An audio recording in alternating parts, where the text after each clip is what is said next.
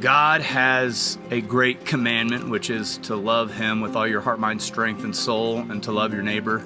God also has the Great Commission, which is to go and make disciples of all nations, everybody, baptizing them in the name of the Father, Son, and Holy Spirit. But we also have something in James 1:27, which is what I call the Great Mandate, and that is God's heart for the broken. It's for the orphan and the widow. Fatherlessness is absolutely an epidemic. This has no respecter of race or, religion or socioeconomic bounds. It's a plague on this country like I've never seen before.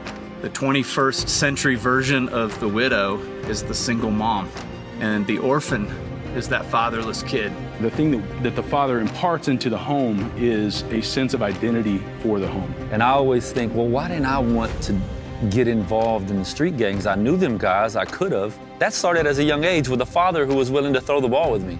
But what if you don't have a father that's willing to throw the ball to you?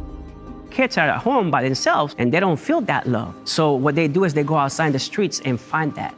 And the gangs, drugs, alcohol, violence, because they want to belong to something.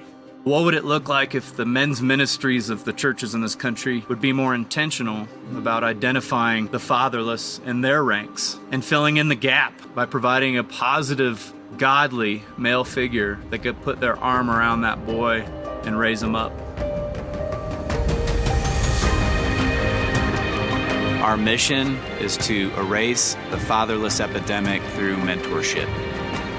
I want this to be a bookmark between chapter 7 and 8 in your life, where the rest of your life, looking back on this experience, you can say, this is when I became a man, because I chose to become a man and put away childish things, and I chose to pursue God with all of my heart, and to be his student and to be a disciple.